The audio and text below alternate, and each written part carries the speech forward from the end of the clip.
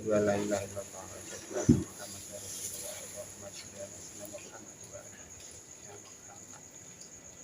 Assalamualaikum warahmatullahi wabarakatuh.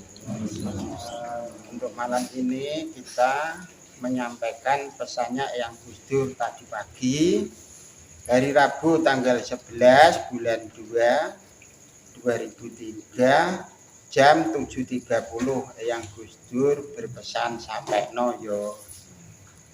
Ini kita menyampaikan ikratnya tadi pagi. Pesan yang pertama, permohonan ilmu, petunjuk, pertolongan, perlindungan itu hanya demi Allah, cuma wasilah malaikat Jibril. Intinya kita kalau meminta pertolongan, minta petunjuk ilmu dalam bentuk apapun, pertolongan, perlindungan dalam bentuk apapun, kita jangan sampai salah.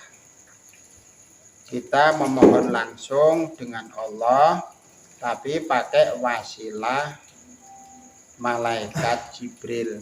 Sebab yang menyampaikan dan yang menurunkan ilmu atau doa, permohonan dan segalanya itu adalah wewenang malaikat Jibril. Maka kita harus selalu sholawat dan salam pada malaikat Jibril. Makanya setiap hari dituntun sholawat Jibril itu adalah benar, tidak ada salahnya, tidak bid'ah juga. Terus pesan yang nomor 2, puasa, sholat, zakat, zikir, tasbih, sholawat itu demi Rasulullah, wasilah Jibril juga untuk disampaikan Allah, demi kedua orang tua kita dan seterusnya. Intinya seperti itu namanya wasilah untuk disampaikan Allah. Berarti sholat kita, puasa kita, segala perbuatan kita itu harus disampaikan demi Rasulullah. Nanti yang mencapaikan kepada Allah itu adalah tugasnya malaikat Jibril. Jadi yang memberi ilmu, menyampaikan dalam bentuk sholat kita, doa kita, zikir kita, itu semuanya tugas malaikat Jibril demi Rasulullah, terus disampaikan kepada Allah. Jadi perjalanan kita setiap waktu, setiap hajat itu ada arah dan tujuan yang berbeda-beda. Jadi kita harus tahu bagaimana kita berjalan, bagaimana kita menyampaikan. Terus yang nomor 3, amal baik, sedekah, jariyah, wakaf, termasuk birrul walidain, itu demi kedua orang tua kita. Wasilahnya juga malaikat Jibril. Jadi segala perbuatan kita dalam segi bentuk apapun itu yang menyampaikan malaikat Jibril. Maka dari awal perbuatan kita harus salam, termasuk salam Rasulullah, salam dan sholawat pada Jibril, pada Rasulullah itu selalu. Mau sholat pun juga seperti itu. Sebelum kita takbir juga harus salam wasilah Rasulullah dan malaikat Jibril. Sebab dia yang bertanggung jawab menerima sholat kita, perbuatan kita. Sebab yang berhak menerima amalan, sedekah, zikir, birrul walidain, wakaf dan seterusnya itu adalah kedua orang tua kita. Tapi wasilahnya kan juga Jibril. Jadi intinya segala sesuatu jangan meninggalkan salam dan sholawat Jibril. Yang ketiga-tiganya itu sudah kita sampaikan. Intinya yang pertama tadi, permohonan ilmu, petunjuk, pertolongan, perlindungan itu demi Allah, jangan yang lain. Kalau kita arahnya lain kepada seolah-olah sesuatu mempercayai sesuatu di luar Allah, kekuatan di luar Allah itu bentuknya adalah syirik. Tapi juga banyak istilahnya kita berdoa wasilah yang lain itu juga banyak, itu haknya dia, itu urusan orang yang pintar-pintar. Kan ada berdoa wasilah pusoko, jimat dan seterusnya, itu haknya dia. Aku tidak melarang dan aku tidak menyalahkan. Sebab itu hidup di dunia itu adalah diberi kebebasan beragama dan diberi kebebasan tentang keyakinan dan diberi kebebasan tentang segala perilaku. Tapi nanti perhitungannya tetap di tangan Allah. Jadi kita mengambil jalan yang sudah ditunjukkan oleh orang-orang akhirat. Suatu contoh, kita kan sudah diajarkan, diberi pesan-pesan Gus Dur. Dia yang sudah praktek di sana, kita belajar dan meyakini yang sudah praktek di sana saja. Wong orang bodoh kan lebih mudah daripada ngarang-ngarang nanti salah. Kita mengikuti orang-orang yang sudah praktek di sana saja lebih mudah pasti benarnya. Tidak ada waliullah yang menyesatkan kita, tidak ada malaikat-malaikat yang menyesatkan kita. Intinya di situ.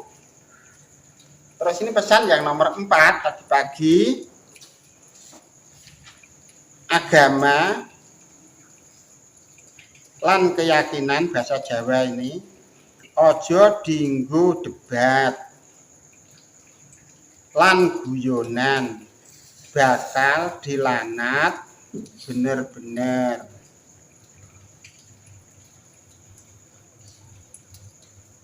Intinya adalah istilahnya kebenaran semua itu adalah mutlak ke Allah. Manusia hidup sebatas berserah diri dengan rumus la kaula, tidak mempunyai kekuatan apapun. Jadi intinya kita hidup itu sebatas menempatkan diri pada kalimat la kaula dan suatu janji dan seterusnya itu sebatas insya Allah. Jadi kita tidak boleh istilahnya memastikan itu benar, sayalah yang paling benar, kitalah yang paling benar, itu tidak boleh. Pesannya agama lan keyakinan ojo dinggo debat lan dinggo guyonan, bakal dilanat dunia akhirat. Kebenaran itu mutlak haknya Allah. Manusia sebatas menduduki la haula, sebuah janji kita hanya sebatas insya Allah. Kepastian dan kebenaran haknya Allah. Intinya seperti itu. Terus pesan yang nomor 5, wong pinter rebutan bener, rebutan pangkat, rebutan derajat lan kedudukan. Intinya pesan yang nomor 5, ini bukan posisi kita semua, itu posisi orang-orang yang pinter. Kita kan orang bodoh, berarti tidak termasuk petunjuk yang nomor 5. Nomor 6, wong bodoh paham lan bener, bakal mukti wibowo dunya akhirate. Intinya kita seumpama menjadi orang yang pinter, jangan menonjolkan kepinterane. Bodoh, istilah Jawa ini yang disampaikan yang Gus Dur tadi pagi. Tapi ini kalau hanya sebatas bahasa Jawa, nanti lainnya juga tidak paham. Istilahnya kita hidup itu tidak usah kelihatan pinter. Pinter ya bodoh. Istilahnya bodoh niku tidak diperlihatkan. Senajan pinter, paham, seolah-olah kita adalah sebagai orang yang bodoh. Wong bodoh paham bener. bakal mukti wibawa donya akhirate. Mukti wibawa niku termasuk orang yang diberi keberkahan kehidupannya dunia akhirat karena dia hidupnya selalu merendahkan diri, tidak ada kesombongan dan tidak ada ben diarani wong bener utawa wong pinter. Dia menutupi segala apa yang ada pada dirinya, tidak pernah pamer sing dikarepe yang Gus Dur kaya ngoten niku. Beno pinter ya ora dipamerke pintere, senajan ibaratnya mempunyai kemampuan apapun tidak dipamerkan. Dan apa yang ada ilmu di dada kita tidak dipamerkan demi orang-orang yang tidak paham yang dimaksud seperti itu. Jadi intinya kita adalah menyelamatkan diri. Nah, kalau kita selalu pamer, merasa pinter, merasa benar, di mana tempat tidak ada yang menghargai. Dia adalah disesatkan dunia akhirat karena merasa dirinya selalu benar dan pintar, selalu merasa lebih dari orang lain, itu akhirnya dilanat dunia akhirat. Padahal pekerjaan seperti itu, perjalanan seperti itu, banyak orang yang menjalani. Sebab itu adalah tipu daya iblis. Kadang-kadang malah menjadi budaya kita semua. Berarti orang-orang yang menduduki peringkat itu namanya orang-orang yang kena perangkap iblis. Jadi kita harus hati-hati. Intinya di situ. Ini pesan yang terakhir. Bahasa Jawa lagi. Emang dalam sebatas ini pesan-pesannya Jawa semua. Kowe kabeh aja anut-anut kaya untuk segara. Eling-eling pesenku, aku sing wis ngerti bener lan asline. Nah, niki pesan-pesane ngeten. Kita semua jangan sampai mempunyai budaya ikut-ikutan. Ibaratnya tanggone Islam ya anut Islam, tanggone bentuke kepiye ya sanggir onat anut. Padahal di situ belum tentu kebenarannya. Intinya kita ya ketno anut grubyuk tapi sing bener-bener, intine kaya ngoten niku. Lah wong nek sing onat anut ora arti benere niku ibaratnya kaya untuk segara. Kancane ngalor ya melu ngalor, kancane ngidul melok ngidul. Apa sing menjadi isi perjalanane ora ngerti. Lah disitulah yang dianggap yang Gus Dur. Wong sing anut grubyuk ora ngerti rembug, cara kasarane niku kalau di dalam bahasa Jawa. Jangan sampai kita jangan sekali-kali menjadi orang yang ikut-ikutan, tidak tahu isi di dalamnya apa yang menjadi perjalanane. Eling-eling pesenku, aja sing eling-eling pesenku, aku sing wis ngerti bener-bener tenggone alam kono. Intine kan kaya ngoten niku. Jadi sing dibutuhke teng mriku piyambake sangat paham intinya. Dia sangat mengerti, sangat paham sebab dia adalah guru mursyid.